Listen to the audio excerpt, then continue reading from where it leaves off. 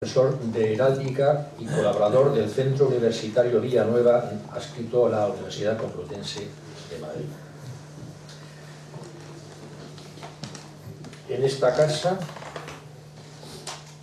la asociación, es director de los convenios de la Asociación de Hidalgos de España con el Ministerio de Cultura y la Consejería de Cultura para el extractado de la información genealógica, heráldica y nobiliaria contenida en los pleitos de hidalguía que se conservan en los archivos de las Reales Chancillerías de Valladolid y de Granada, respectivamente, y tras lo cual, y bajo su dirección, se han publicado 9 volúmenes hasta ahora, correspondientes a los siglos XV y XVII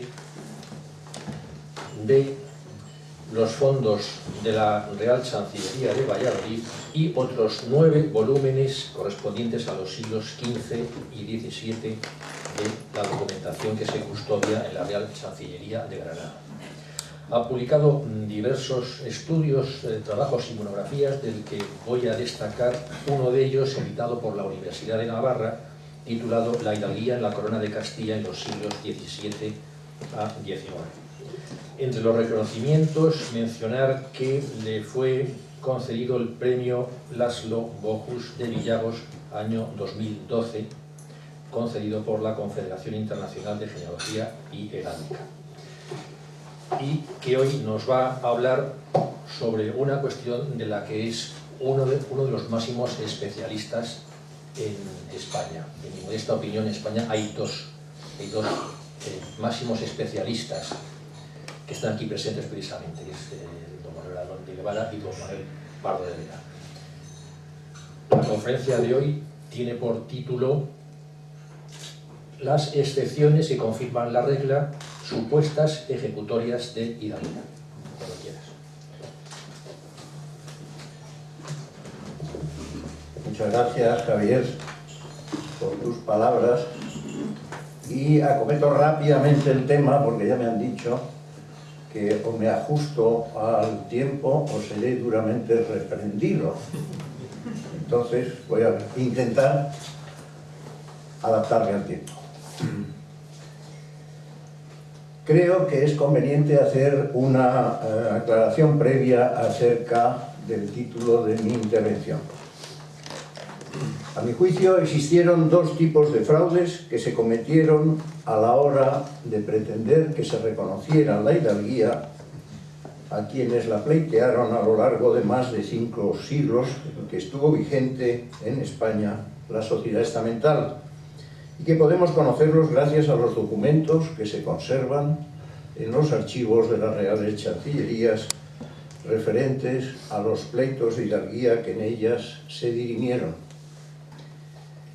Primeramente voy a comentar los que considero fraudes propiamente dichos, es decir, aquellos que se presentan en todos los procesos a lo largo de los cuales se producen falsedades en las declaraciones de los testigos, en la documentación que se presenta, que se aporta como prueba, e incluso en algunos casos por las intervenciones no ajustadas a derecho de algunos jueces, fiscales y abogados, con el único objetivo de enmascarar la realidad, de distorsionarla y de conseguir un fin que de otra manera no sería posible.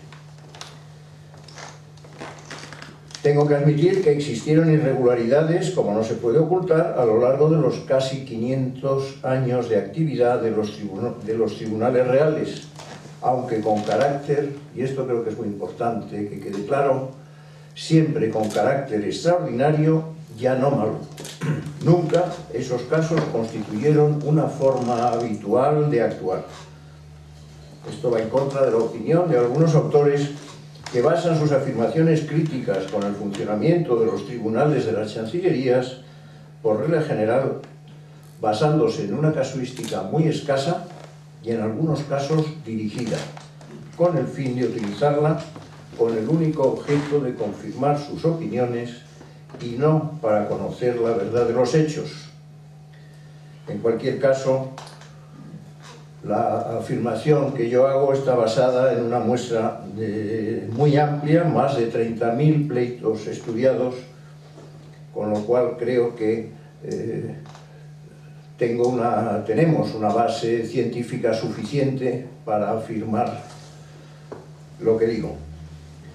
El profesor de la Universidad de Granada, Luis Díaz de la Guardia, coincide plenamente con esta afirmación, basándose en un documento en el que se plasma el resultado de una visita realizada a finales del siglo XVI por don Juan de Acuña a la Chancillería de Granada, en la que se recoge la averiguación, así se llamaba, visita y averiguación, realizada por el oidor Benavente de Benavides sobre la actividad de un fiscal, el fiscal Diego de Amézaga, de esa Chancillería de la que hablaré más tarde. Otra cuestión previa que debemos tener en cuenta es el hecho de que en aquel régimen estamental, en el que se estructuraba la sociedad en España y en el que el estamento privilegiado de los hidalgos constituía un objeto de deseo para todos aquellos que, sin pertenecer a él, tuvieran alguna posibilidad, aunque ésta fuera remota, de alcanzarlo, de forma que hicieran todo lo posible por conseguirlo. Por lo general, una desahogada posición económica, un matrimonio ventajoso o el deseo de ostentar una posición social destacada eran motivos suficientes para aspirar a ser reconocido como poseedor de esa calidad nobiliaria que le permitía destacar sobre la mayoría de sus vecinos. A esto hay que añadir lo que decía don Faustino de las excepciones fiscales. Creo que tanto lo uno como lo otro tenían suficiente importancia para que fueran la razón de ser, de pretender llegar a ese estatus, a ese estado nobiliario. Esta aspiración formaba parte de la realidad social y política del momento. En otro orden de cosas, el estudio de las circunstancias personales y familiares que podemos hacer a partir de la documentación que formaba parte de los procesos de hidalguía nos permite conocer las mentalidades de aquellos hombres, a la vez que nos da una explicación del por qué en algunos casos recurrían a toda clase de argucias e incluso falsificaciones para sustituir el origen oscuro de algunos linajes por realidades brillantes inventadas. En los pleitos de hidalguía que se veían en los tribunales de las Reales Chancillerías se enfrentaba el interés particular de un individuo y el interés común, que por naturaleza niega la excepción y el privilegio, y sobre todo el interés tributario. Este último afectaba de forma importante a los intereses de la monarquía y por tanto al patrimonio real, lo que realzó el papel del fiscal real en estos pleitos como defensor y garante de esos intereses. A esto ha hecho referencia en su magnífica presentación de las jornadas el profesor Feliciano Barrios. Por esta razón, durante la Edad Moderna se realizaban las llamadas visitas a estos tribunales con objeto de supervisar las actuaciones no solo de los alcaldes de los hijosdalgo, como responsables de reconocer o no la nobleza de quienes la pretendían, sino también a los demás oficios que intervenían en estos litigios, tales como relatores, receptores, escribanos, registradores, abogados, procuradores, etc.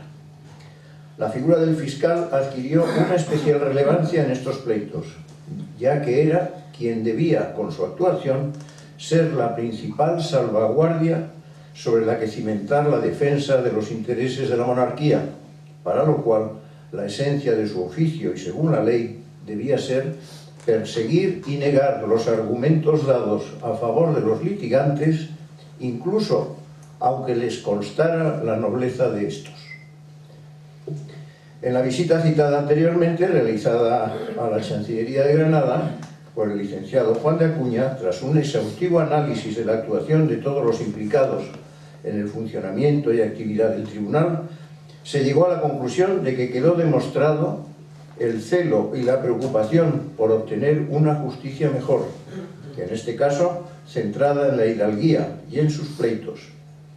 En la averiguación se reconoce que existieron prevaricaciones, colusiones, negligencias y otros tipos de fraudes y limitaciones, pero estas no fueron generalizadas, lo que permitió mantener el orden social querido por la monarquía dentro de unos límites aceptables. No pudiéndose admitir que ni el sistema de justicia de entonces ni sus mecanismos fueran algo en esencia corrupto ni fracasado, pues la documentación no lo acredita. Para llegar a estas conclusiones se analizaron en esa pesquisa, en poco más de 10 años, de 1580 a 1590, 411 pleitos sentenciados en revista, en los que se juzgó aproximadamente a 646 personas de 173 localidades diferentes. En numerosas ocasiones se dieron casos en los que detectados los fraudes, la propia Chancillería anulaba las pruebas así obtenidas. Un ejemplo de esta actitud reparadora de irregularidades cometidas es el caso de algunas ejecutorias de hidalguía litigadas y obtenidas en Galicia, que habían sido ganadas por antepasados de los demandantes de la hidalguía, que fueron rechazadas como prueba en determinadas épocas por considerarse que habían sido obtenidas fraudulentamente. De este hecho tan grave se hace referencia en el pleito de unos vecinos del concejo de Cancelada, en la provincia de Lugo, que presentaban una demanda de hidalguía en 1624, y para ello solicitan primero a la Real Audiencia que se obtenga información del pleito litigado, obteniendo una provisión real que dice, resumo lo que dice, presentando testigos falsos, y algunos de ellos decían sus dichos 3 o 4 veces, mudándose los nombres, de manera que las tales personas, o las más de ellas, siendo pecheros, por las probanzas falsas que hicieron, consiguieron sentencias y caras ejecutorias de ellas en su favor. A la vista de ese informe que se hace, se niega la hidalguía a quienes presentaban como prueba esas ejecutorias que habían ganado previamente ante estancias anteriores, reconociendo así la falsedad de un elevado número de ejecutorias. No obstante, también fueron numerosos los procesos judiciales en los que el tribunal rechazó la pretensión del litigante por demostrarse en el juicio la falsedad de las pruebas presentadas. Citaré un caso como ejemplo por la limitación de tiempo con la que cuento. En el pleito de Pedro de Ochoa fue declarado pechero, a pesar de las numerosas pruebas y testimonios que probaban su hidalguía, ya que el fiscal presentó diferentes padrones en los que figuraba como pechero, además de aportar pruebas de la falsedad de los testigos presentados por el litigante y probar que su abuelo era francés y pechero. Una situación que fue objeto de interpretaciones diferentes y en determinados casos contraria a lo estipulado, con intención de tergiversar los hechos realmente sucedidos, fue el tratamiento que se dio al derecho que tenían los hijos ilegítimos a recibir la hidalguía del padre. Como sabemos, esto era posible únicamente en aquellos casos en los que los padres, sin estar casados, hubieran podido hacerlo, caso de que hubieran querido, por no existir ningún impedimento para ello, es decir, fueran solteros, viudos, o en el caso de clérigos no hubieran sido ordenados. Sin embargo, en las declaraciones testificales, con frecuencia, la fecha de la relación que tuvo consecuencias sucesorias y daba origen a posibles derechos era alterada, pues al no conocerse con exactitud podía adecuarse a la exigencia legal con el fin de justificar el derecho a recibir el privilegio paternal. Otra cuestión bien distinta y que fue objeto de controversias como consecuencia de las diferentes interpretaciones que en los distintos momentos se dio a la aplicación de la ley, creando así, en la opinión de algunos autores, la sensación de que lo estipulado por ellas se aplicaba falseando la realidad, por falta de criterio por parte de los legisladores, es a la que me voy a referir a continuación. En lo referente a los hijos de clérigos, se produjeron numerosos pleitos con resultados distintos, a favor y en contra de reconocerles su hidalguía. Un ejemplo muy elocuente de criterios no uniformes es lo ocurrido en un determinado momento en la provincia de Guipúzcoa. Así sucedió en el pleito seguido por el concejo de Tolosa contra determinados vecinos para que no fueran admitidos en los oficios honrosos ni otros honores, privilegios o exenciones. En el pleito se esgrimieron a favor y en contra de la petición los acuerdos tomados en distintas juntas generales. Así, en la de Cestona de 1646 se dispuso un decreto y ordenanza para que los hijos de clérigo, por su ilegitimidad y defecto de nobleza, no fuesen admitidos a los oficios públicos y honoríficos de paz y guerra en las villas, alcaldías y valles de la dicha provincia, y que a los que de los dichos hijos de clérigo estuviesen ya admitidos o intrusos en los dichos oficios y honores, se les pusiese pleito sobre la propiedad para que fuesen excluidos de ella.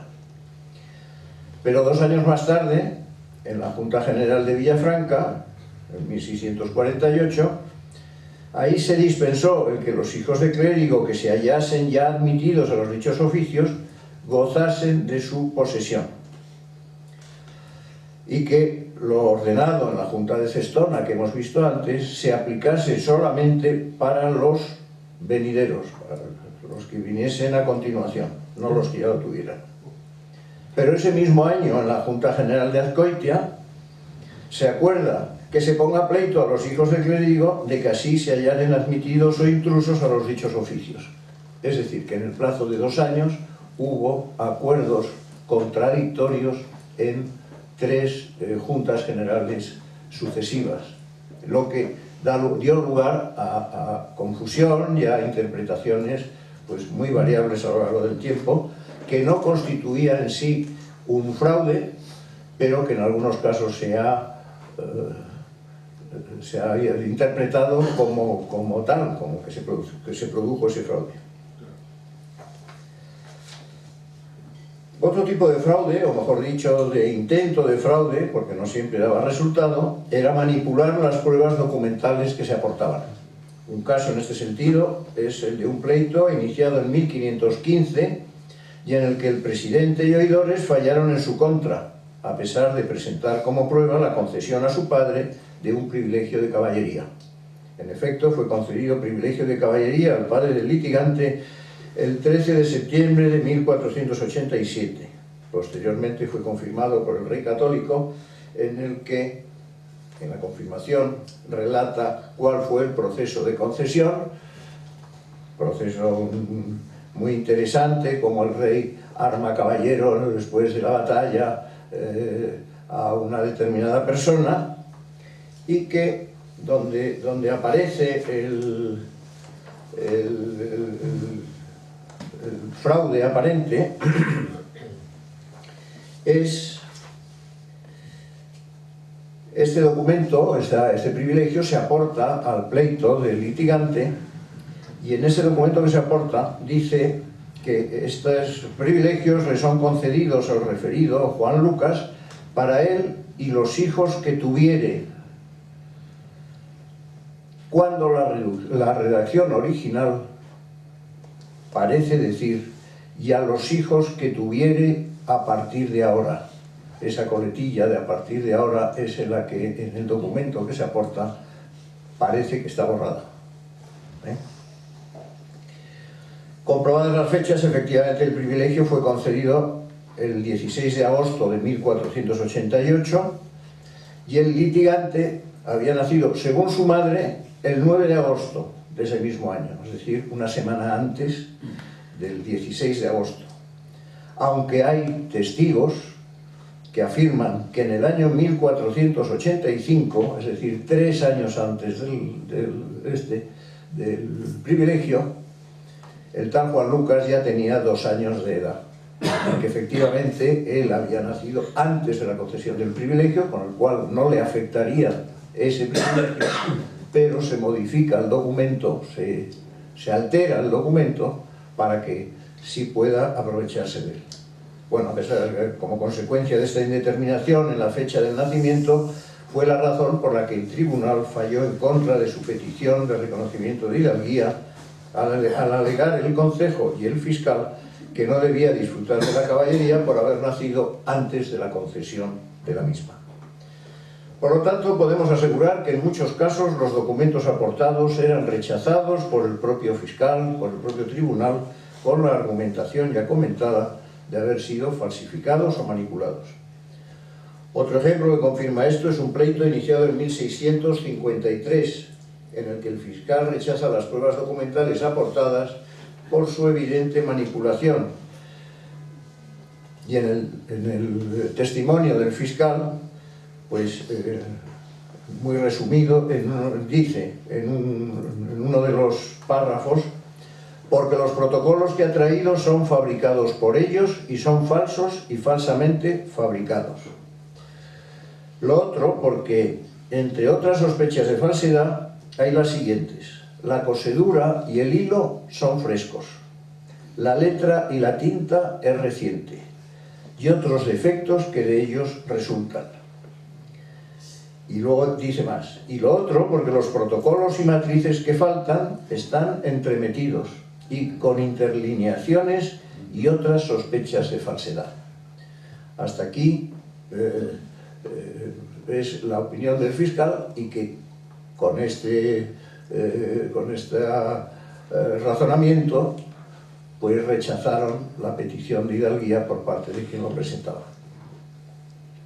Hasta aquí hemos presentado algunos casos de manipulación y falsificación de pruebas, orales o documentales, con la finalidad de alterar la verdad y conseguir alcanzar un objetivo, en los casos estudiados, el reconocimiento de la calidad de hidalgo a quienes no tenían derecho a ello. No obstante, y vistos algunos casos que he citado, por ser menos conocidos, es del otro tipo de actuaciones al que voy a referirme a continuación, y son aquellos que no pueden considerarse como tales falsificaciones, pero en los que se sustituye u oculta una parte de la verdad para adecuar el relato a los intereses que se pretenden demostrar o justificar. Este otro tipo de fraude sería aquel cometido a partir de sentencias favorables de los tribunales, pero dándoles los interesados una apariencia distinta a la que debería tener de acuerdo con lo sentenciado por los jueces, con el fin de que el documento expedido por la Chancillería pareciera lo que en realidad no era, u obviara aquello que no le interesaba al litigante que saliera a la luz. Hago un recuerdo rápido de cuáles eran los procesos de hidalguía que se veían en los tribunales de las reales chancillerías. Podían ser principalmente de tres tipos, según el proceso judicial que se seguía y el alcance y finalidad de la sentencia emitida en ese proceso. Son los llamados pleitos de hidalguía propiamente dichos, que en el caso de sentencia favorable para el litigante podían concluir con la emisión de la Real Carta Ejecutoria de Hidalguía, las probanzas ad perpetuam rei memoriam y los expedientes provisionales. Voy a hablar primero rápidamente de la Real Carta Ejecutoria de Hidalguía. Un caso muy común y que no se puede considerar propiamente un fraude, que yo califico como artificio legal, es el que se produce en muchos casos, y de los que existen testimonios, que consisten en que el litigante, al que le ha sido reconocida su hidalguía en el pleito seguido ante el Tribunal Real, da instrucciones acerca de cómo se ha de redactar, iluminar e incluso en lo que debe contener el texto de la Real Carta Ejecutoria. Como sabemos, la Real Carta Ejecutoria recogía la sentencia favorable a la demanda de hidalguía del litigante, transcribiendo las circunstancias más relevantes planteadas en el desarrollo del pleito correspondiente, aunque no todas, ya que se evitaban las declaraciones de los testigos que habían resultado menos favorables a los intereses del demandante y otras circunstancias que se habían visto a lo largo del pleito, pero que se querían ocultar o al menos no hacer públicas. Por esta razón, en muchos pleitos se recogen en notas al margen qué declaraciones y de qué testigos y qué probanzas debían figurar en la ejecutoria y cuáles no, evitando así dejar constancia pública de los testimonios o circunstancias que pudieran resultar incómodos para el litigante, como ya he dicho. Un ejemplo muy elocuente de los casos estudiados es el del pleito de hidalguía planteado por Cristóbal de Loaysa, vecino de Toledo, en 1565, en cuyo expediente se conserva un documento titulado Advertencias acerca de la ejecutoria de Cristóbal de Loaysa, en el que se hacen las siguientes observaciones. Primeramente, se ha de advertir que en toda la ejecutoria, tanto en el pedimento como en la probanza, no digan más que Cristóbal Loaysa Valdecabras y no digan escribano público, es decir, no citen su oficio, por las consecuencias que podrían suceder. También que en la ejecutoria vayan insertos todos los testigos de Ciudad Real y de Almodóvar, excepto un testigo que declaró en Ciudad Real, que se llama Bernal Tayusta, que dijo poca cosa. A ese que lo escucha, su declaración. También de los testigos de Toledo no se incorporen en la ejecutoria sino los siguientes, y cita 3 nombres, y dice, y que no se incluyan los otros de Toledo. Eso en lo que se refiere a citar las declaraciones que se produjeron durante el proceso. Y luego da instrucciones ya de tipo de cómo se debería escribir y redactar esa ejecutoria. En lo que toca al escribir de la ejecutoria, también se dan indicaciones. Se ha de procurar que el pergamino sea muy bueno y la hoja sea algo mayor que la ordinaria. Además, que vaya escrita la letra de a 3 reales por hoja, encargando al escribiente lo escriba muy bien y que el señor Juan de Córdoba le visite para que vaya la letra muy buena. Y además, dejar la iluminación y armas para Toledo y venga en pergamino sin encuadernar. Entonces se preparaba la ejecutoria en un taller en Valladolid, claramente. Este hombre vivía en Toledo y lo que quería es que se la mandaran en estas condiciones, sin miniar y sin iluminar, porque se lo haría alguien en Toledo, alguien de su confianza, se supone.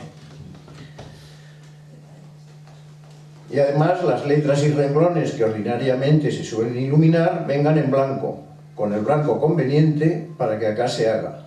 Si no pudiere venir sin dorar estas letras, dórense allá y no haya otra iluminación que acá se hará, sino solo su pergamino. Y luego ya en el lateral pone, ha de escribir la ejecutoria, rueda de esta nuestra letra que vive en la plaza del Almirante en casa del carpintero. O sea que ya dice quién tiene que escribir la ejecutoria.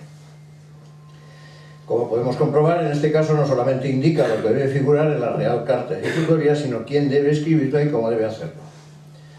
Otro caso semejante es el del pleito de Gonzalo Mesía, vecino de Jaén, quien pleitea su hidalguía el 26 de octubre de 1531 y da instrucciones sobre cómo se debía confeccionar su Real Carta Ejecutoria.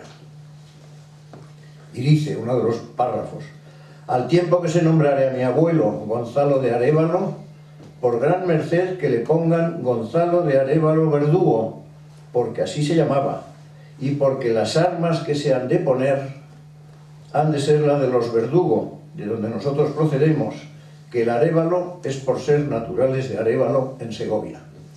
Este es otro dato, que ya lo hemos comentado alguna vez, de que las armas que aparecen en las reales cartas ejecutorias, que todos conocemos y que todos hemos visto, ahora veremos alguna, esas armas son las que aportaba el litigante, porque en ningún caso eran motivo de juicio, de opinión por parte del Tribunal de la Chancillería. La Chancillería no juzgaba la heráldica del litigante. Para el historiador, el valor de la carta ejecutoria, desde el punto de vista diplomático, se centra en que esta fuente ofrece los elementos básicos del discurso nobiliario, conocimiento y confirmación de la genealogía del pretendiente, distinción de su calidad política, limpieza de sangre y hidalguía, descripción de sus signos externos, casas y blasones, y el relato del modo de vida noble como limpieza de oficios. La suma de este conjunto de certidumbres se basaba en la declaración de testigos públicos, lo que centra la comunicación de lo nobiliario en la opinión pública. Vamos a ver algunos ejemplos de reales cartas ejecutorias, conocidas como ejecutorias de hidalguía, con objeto de poder comparar su aspecto y características con las que vamos a ver a continuación, que son las probanzas ad perpetuam rei memoria, y que, siendo documentos con un significado radicalmente distinto, en algunos casos se pretendió confundirlos dándoles una finalidad semejante a estas ejecutorias. Esto solamente a efectos de recordar cuál era el aspecto que tienen estas reales cartas ejecutorias. En ellas figuran las armas que, como he dicho antes, aportaba el propio litigante, que se dibujaban de una forma muy lujosa, como todos sabemos. Se iluminaban con grecas muy interesantes. Esta es otra. Los interlineados, que es lo que decía antes, que van lineados, pedía que vinieran en blanco para que los iluminara una persona de su confianza.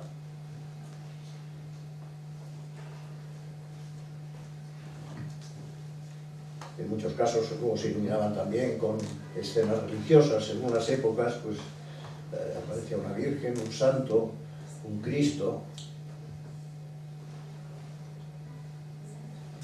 Bueno, en el caso de las probanzas ad perpetuam rei memoriam, aunque no se puede facilitar al interesado copia de las declaraciones de los testigos ni del fallo del tribunal, se admitía la posibilidad de hacer una petición al monarca para que se pudieran expedir en pergamino.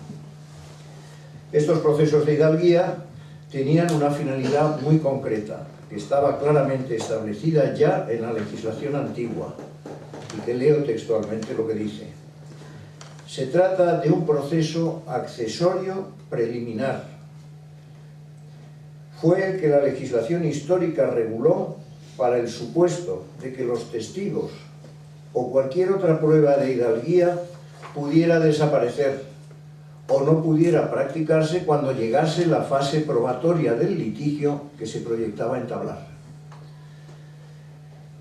La regula minuciosamente, procurando que no pudiera suplantar al proceso de hidalguía, y por eso prohibía que se diera al postulante o promotor testimonio de las declaraciones prestadas, porque si se daba ese testimonio, y dice la ley antigua, podría ser utilizado como un proceso principal de hidalguía.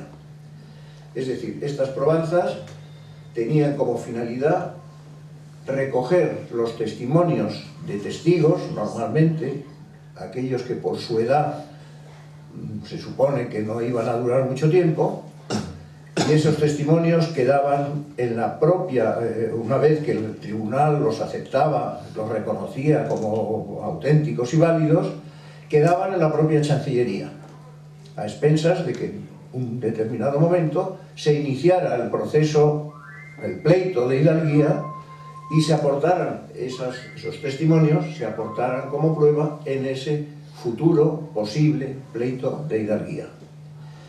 Y la razón por la que se prohibía taxativamente entregar copia de la declaración prestada y del acuerdo que tomaba el tribunal era precisamente para que no se pudieran utilizar como si hubiera juzgado un pleito de hidalguía. No se había juzgado un pleito de hidalguía, se había tomado declaración a los testigos y se había validado esa declaración, pero nada más. Es decir, y en esto lo quiero resaltar, no se entregaba al demandante documento alguno, ya que la legislación histórica prohibía que así se hiciera porque si se daba ese testimonio podría ser utilizado como un proceso principal de hidalguía, insiste.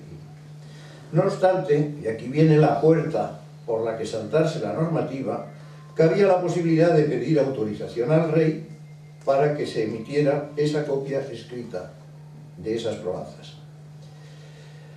Hemos localizado varios casos en los que se dio esa excepcionalidad, aunque no quiero transmitir una visión sesgada diciendo que son muchos, pues para que se hagan una idea, tomando como muestra lo sucedido en un determinado periodo de tiempo, por ejemplo, los 44 años del reinado de Felipe IV, hemos localizado solamente 21 casos en los que por real cédula se ordena expedir copia en pergamino de la decisión del tribunal referida a una probanza ad perpetuam rei memoria.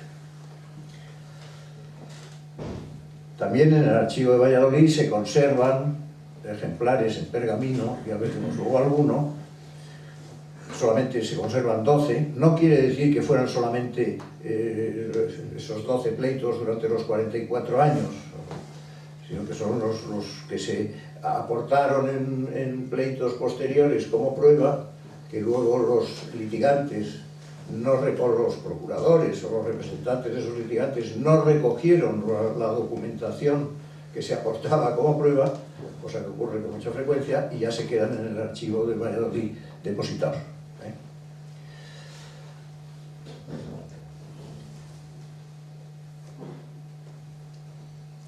Hay un detalle, y aquí ya entramos en el famoso tema de las fantasías, que es importante hacerlo notar. En la mayoría de los casos, por no decir en todos, quienes obtenían esa autorización real eran personas muy próximas al monarca o desempeñaban puestos relevantes en la administración de la monarquía.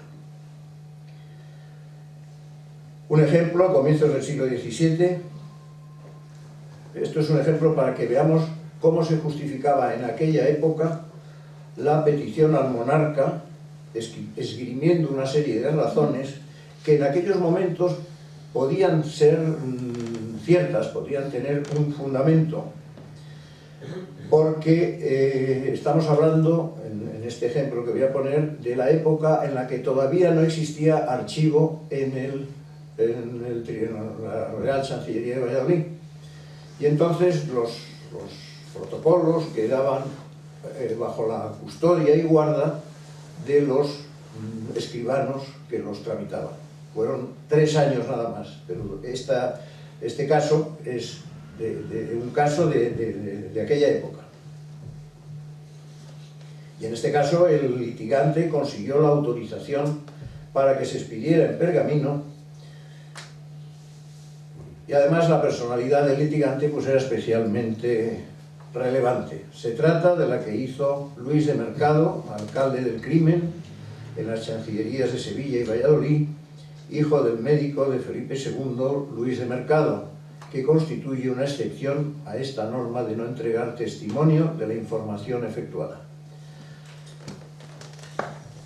En la referida probanza, el procurador Diego de Villalobos, en nombre del licenciado don Luis de Mercado, pide le sean compulsadas y dadas las escrituras de su probanza ad perpetuam, ya que corre el riesgo de que se pierdan. Y dice en su petición: por la mala guarda de los escribanos y muerte de ellos, y pasar a diferentes personas, mayormente personas aldeanas y de poco recato en escrituras. Bueno, para ello solicita el testimonio de diversos testigos que con su declaración confirmen el riesgo de que las escrituras se pierdan y no pueda en su día el litigante demostrar lo conseguido en esa declaración efectuada. El primero de los testigos dice que corre mucho peligro en no dar al dicho don Luis de Mercado compulsoria para sacar escrituras para la probanza ad perpetuam rei memoriam que pretende hacer, porque no dándosela podría morirse el escribano ante quien están las escrituras que pretende sacar e ir a otros escribanos los registros, a donde andando de escribano en escribano se podrían perder y quemar y rasgar o comerse de ratones o caer algunas aguas por donde se perdiesen las dichas escrituras. Y luego añade, o caer en poder de alguna viuda. Esto lo podemos decir hoy, mañana no lo podríamos decir, naturalmente. O caer en poder de alguna viuda, mujer de algún escribano, ante quien podrían estar, y la tal mujer las podría vender, o algún criado hurtarlas. También se podría quemar la casa donde estuviesen los tales papeles, o quemarse los testigos, como este testigo lo ha visto muchas veces acaecer. Otro testigo dice, porque muriéndose, como se muere el escribano, la mujer en que quedan los papeles y registros y padrones que ante él se hacen, se pierden y rasgan por no haber arca ni archivo en donde meterlos. Y así se han perdido, y aunque han llevado provisiones y mandamientos para sacar los tales padrones, no se han podido hallar, y se ha perdido por la mala guarda que hay de los dichos papeles. Bueno, como consecuencia de estas declaraciones de los testigos, los argumentos esgrimidos y la circunstancia de que no había archivo en Chancillería todavía, pues el tribunal resolvió dar al demandante la compulsoria que pedía. Pero es a partir del siglo XVII cuando se generaliza este tipo de procesos. Y las razones para solicitar la real cédula para expedir copia en pergamino ya no eran las comentadas en el caso anterior, porque ya no había razón de ser, puesto que toda la documentación quedaba archivada y conservada y guardada en el propio tribunal de Chancillería.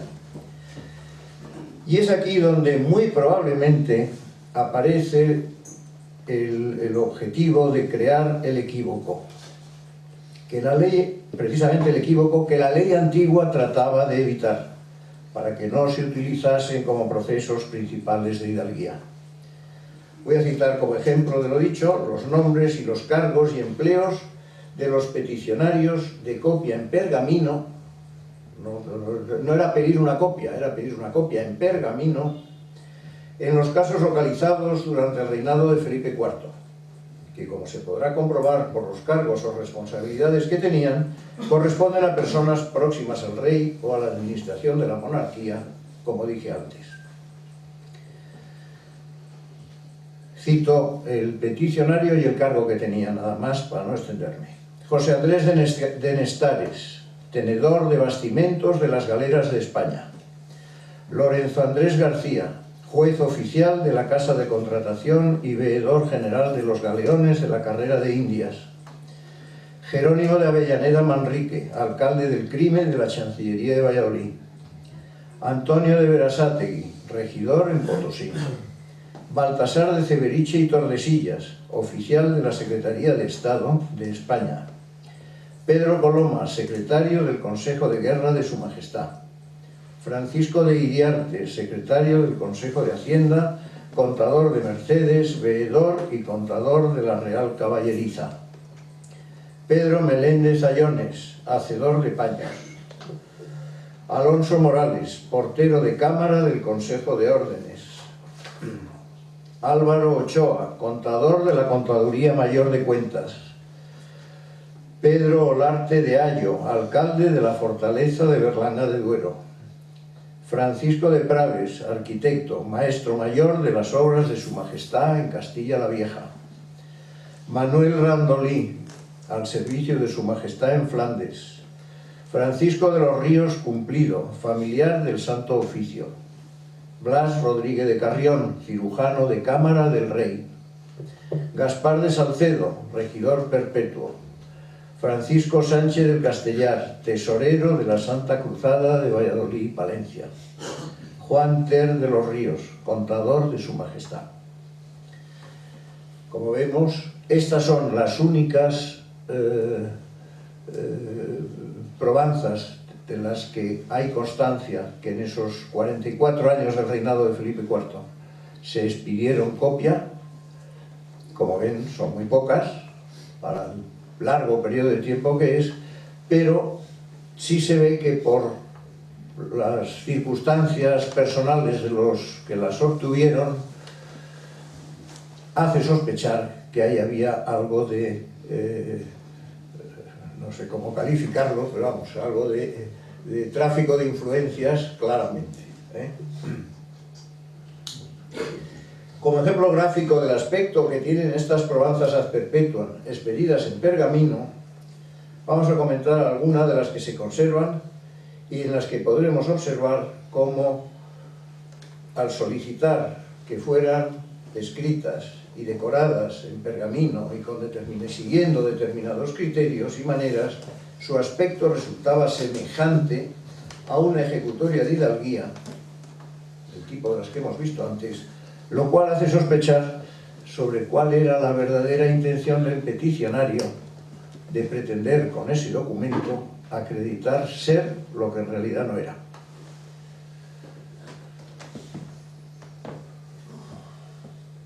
Bueno, esta es una de las probanzas que se conservan. Yo he visto, bueno, luego se lo comento. Como ven, está el esquema general, la forma de miniarla, la forma de poner los nombres. El único dato que hay que tener cuidado, y que es precisamente, aparte de bueno, el texto donde dice que es una probanza perpetua, claro, pero en la portada y en su aspecto así primero, las ejecutorias están expedidas siempre en nombre del rey y se inician con la palabra yo, el rey, Felipe tal, o Carlos tal, mientras que en este caso están expedidas en nombre de yo, Francisco, escribano público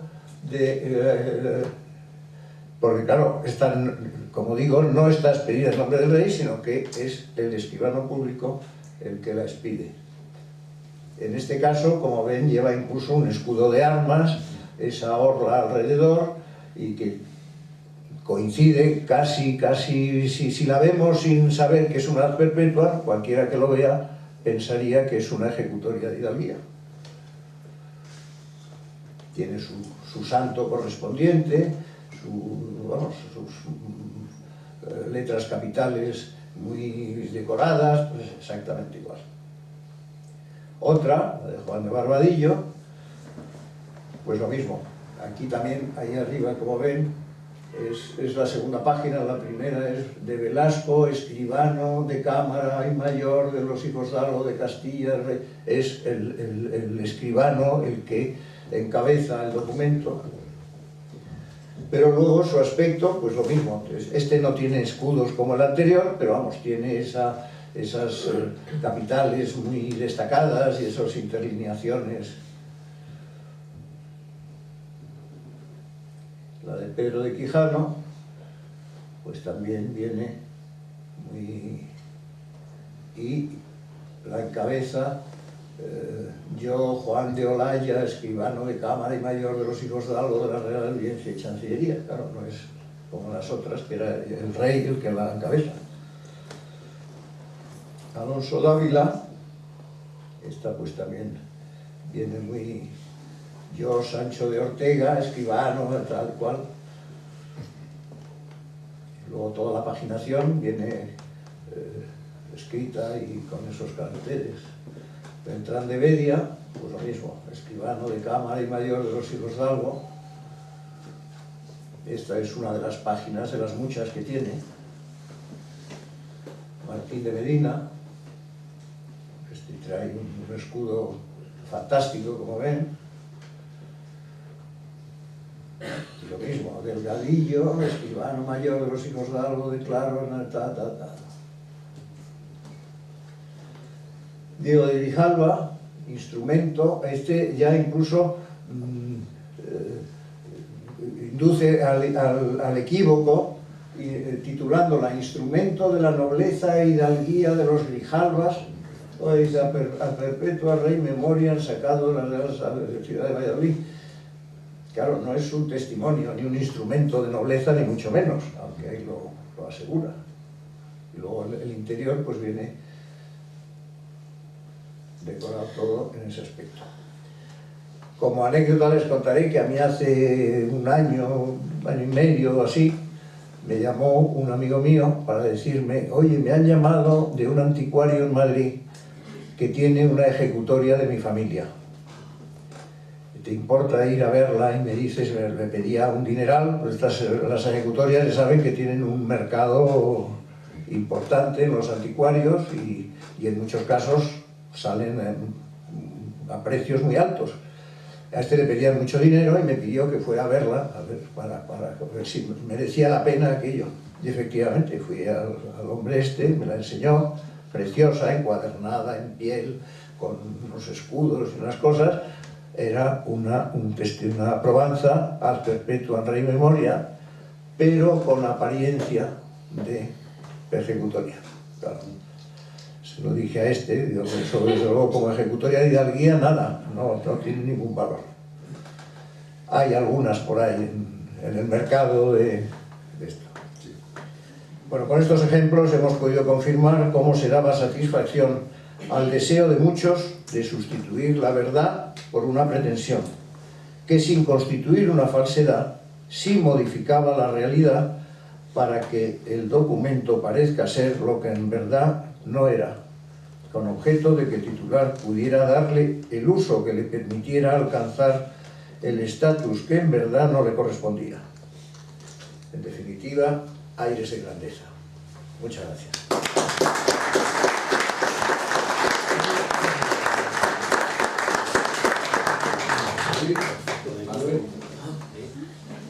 Sí, vamos a comenzar el turno de preguntas. Un momentito el micrófono. A ver micrófono. Si ese micrófono que no se oye. Pero dices que lo peguen mucho. Hay que pegarlo. Hay que pegarse. No viene. Bueno, Manuel, el micrófono. Gracias. Manuel, me ha gustado mucho tu presentación. Es más, asisto a ella después de haber asistido a otra presentación muy distinta en Córdoba, que un catedrático, Enrique Soria, mantiene unas curiosas tesis que fueron allí duramente rebatidas, porque decía que está enfocado en una serie de casos aislados de una parroquia especial. La pregunta concreta es: un hombre con tu experiencia, después de haber visto tantas ejecutorias, dejando aparte estas mistificaciones que hemos hablado ahora, refiriéndonos en sí a las ejecutorias, a los juicios, ¿qué porcentajes es que se puede hacer, has podido encontrar de falsificaciones dentro de las ejecutorias? ¿O es insignificante? Bueno, en términos generales yo diría que es mínimo, ¿eh? Sí. Y desde luego los que hemos encontrado, claro, vamos a ver, falsificaciones aquí yo entiendo que hay de dos tipos: las que cuelan y las que no cuelan. Las que cuelan no tenemos ni idea, claro, porque es una documentación presentada en pleito que se juzga y que tiene una sentencia favorable. Alguna habría, seguro, pero esas no las podemos localizar. Ahora, de aquellas, como alguna de estas que he citado, en las que el propio tribunal las rechaza, o porque son muy evidentes, o porque se produce controversia con los testigos, porque claro, aquí estamos hablando de que hay dos partes en litigio: el pretendiente y el fiscal y el concejo, que se oponen a la pretensión del litigante. Entonces cada uno aportaba sus testigos, y entonces era el tribunal el que tenía que dirimir qué testimonios tenían más fiabilidad o estaban más justificados, eran más ciertos, aparentemente más ciertos, los de un lado o los de otro. Y entonces, pleitos en los que se rechazara la pretensión del litigante son una minoría. Son una minoría. Ahora es verdad que si solamente nos basáramos en esa minoría y la generalizáramos, pues eso da lugar a ese tipo de juicios que yo no sé muy bien qué finalidad tienen, la verdad. Porque claro, el pretender demostrar ahora que los tribunales de la Chancillería serán un camelo... Desprestigiar. Pues desprestigiar, exactamente. Entonces, no sé qué finalidad tiene, cuando no era así, ¿eh? Además ya hemos visto que incluso a partir de un cierto momento se establece un sistema de control de los propios funcionarios con el tema de las visitas, Porque claro, no hay que perder de vista que el objetivo que buscaba, que pretendía el fiscal real era proteger los intereses de la monarquía desde el punto de vista económico. Entonces, y lo mismo el propio concejo. Cuantos más hidalgos, menos impuestos, menos estaban pretendiendo unos privilegios que van en contra de los intereses comunes, como también he dicho, y por supuesto en contra de los intereses de la propia monarquía. Entonces ya se encargaban muy mucho de poner pegas. Pegas justificadas. Quería únicamente hacer un par de comentarios. Uno sobre esto que acabas de decir. Esas teorías de Enrique Soria, en este caso, que además las aplica a Andalucía fundamentalmente, pues incluso tienen una contradicción, y es la siguiente: en Andalucía el número de hidalgos era muy bajo, a lo mejor un 2% de población hidalga, porque decía que mucho se hacía comprando. Los ricos compraban testigos y así conseguían la hidalguía. En Andalucía había gente muy rica, muchos terratenientes, y curiosamente casi no había hidalgos, lo cual es bastante absurdo. Sin embargo, en Asturias, donde la gente era muy pobre, había un 40% de hidalgos. Luego, eso es una contradicción en sí misma, pobre se piensa. Pero luego quería otra cosa que también se alega mucho en las pruebas de hidalguía, luego también para entrar en esta asociación, y es confundir los cargos con la hidalguía. Con lo que has enseñado de los cargos tan importantes que había, es evidente que no se exigía ser hidalgo para ocuparlos, claro, puesto que si no, no tendrían que hacer estas probanzas a perpetuo en rey memoria. Y también es falso que al otorgar el cargo, inmediatamente se otorgaba la hidalguía y la nobleza, porque entonces tampoco haría falta. Es decir, nada tienen que ver los cargos, por altos que fueran, con la hidalguía. Efectivamente así era. No sé quién Algunas de estas supuestas hidalguías supongo que previamente tendrían un pleito contradictorio y una sentencia final, ¿no es así? Vamos a ver, me dices las probanzas ad perpetuam. Exactamente. Vamos a ver, las probanzas era uno de los procesos de hidalguía que se veían en el tribunal normales. Eran tres en términos muy generales. Luego había un cuarto, las auxiliatorias, pero que esas son muy pocas. Son tres los procesos de hidalguía. Los pleitos de hidalguía propiamente dichos, que ese sí era un pleito contradictorio entre dos partes, a una de las cuales se le habían tomado prendas, y entonces él pleiteaba primero para que le liberaran esas prendas que le habían tomado, y segundo para que le reconocieran su hidalguía, con todo lo que eso conllevaba. El segundo eran las probanzas ad perpetuam rei memoria, que son estas que hemos visto, que eso se veía también ante el Tribunal de Chancillería, pero que no era un pleito de hidalguía, era una probanza, como su nombre indica, es decir, justificar las pruebas que un determinado señor tenía, las pruebas de su hidalguía, justificarlas y probarlas con testigos, con documentos, con lo que fuera. Con documentos no, solamente con testigos. Ese es un detalle importante. Las pruebas documentales no se aportaban en las probanzas. Las probanzas eran solamente los testimonios de testigos que por su edad, así lo dice, que por su edad podrían desaparecer en un plazo más o menos inmediato.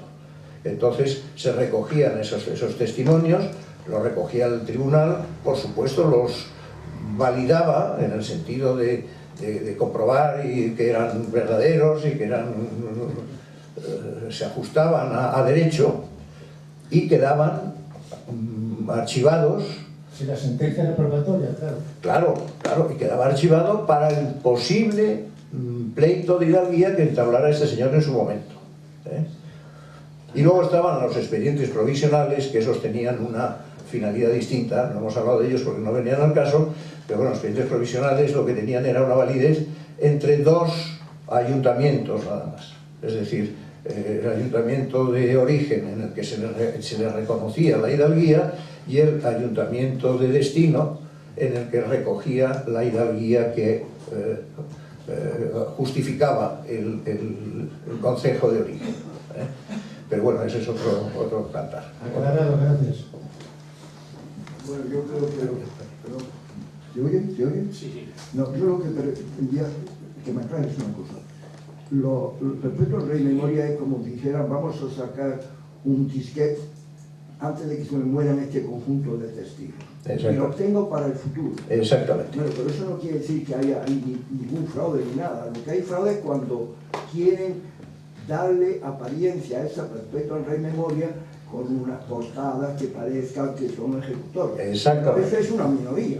Por lo que Exactamente, es una minoría, O sea, pero las hay. Sí, pero el perpetua en memoria, que es como sacar un disquete para utilizarlo en el futuro, eso ni era falso, ni era... No. No era, vamos a decir, fraude, No. y eran la mayoría las que no eran fraude. Vale, Vamos a ver. lo que quería hablar. Claro, la gran mayoría, eso es muy importante. Vamos a ver, ninguna de las ejecutorias, de las probanzas ad perpetuam son fraude.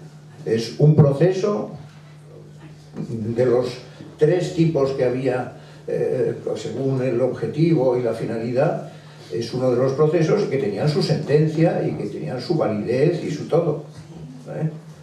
Lo que parece, tampoco afirmo yo rotundamente que sea un fraude, pero vamos, lo que sí parece que tiene una intención distinta a la que están hechas, es este aspecto de darle aspecto físico, aspecto de ejecutoria cuando no lo era. Encargar un documento de esos costaba un dineral.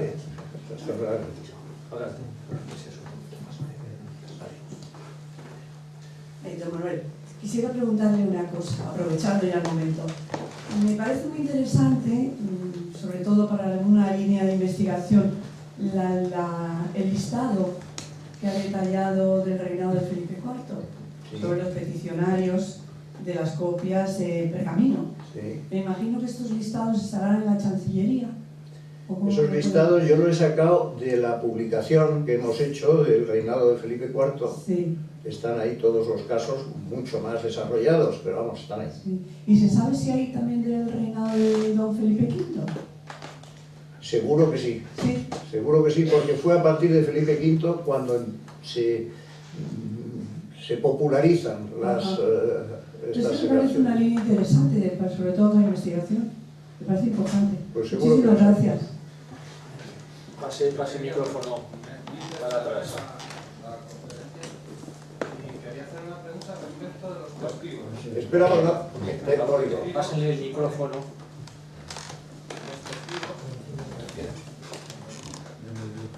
Sí, Sí. que los testigos, entiendo que o se elegían al azar o se elegía el tribunal, pero en ningún caso los elegía el que quería, no lo sé, es la pregunta, el que quería ser aceptado a su ideología. No te he oído bien, pero vamos, por lo que poco que he oído, interpreto que me preguntas por los testigos. Sí, correcto. Que los testigos se aportaban por ambas partes. Perfecto. Por ambas partes. Los testigos del litigante, naturalmente, buscaba gente que declarara a favor de su intención, y el fiscal se buscaba gente que declarara en contra de la intención de este señor. Naturalmente, declaraciones justificadas y apoyadas, no solamente es que venga uno y diga. Vale, gracias. Sí, adelante. El objeto de las probanzas de memoria era preservar los testimonios. Eso es. ¿Hay algún estudio sobre quiénes continuaron esas informaciones en pleitos de Italia? Es decir, yo hago una información a perpetua en memoria, pues eventualmente entablaré el pleito de Italia. ¿Hay algún estudio de...? No hay ningún estudio, pero lo que sí te digo es que la gran mayoría de ellas luego se aportaban como testimonios en pleitos posteriores, o del mismo que había litigado la probanza, o de sus hijos. Normalmente en una generación se veían, salvo había un caso que ocurría con frecuencia y era la muerte del litigante. Y entonces, claro, ahí se interrumpía el posible juicio. Hay muchos pleitos de hidalguía que se interrumpen por fallecimiento del litigante, que son continuados por hijos o nietos suyos. Bien. Una última pregunta. Bien, pues entonces lo dejamos aquí y a continuación va a la siguiente conferencia, que además es la mía. Siguiente conferencia.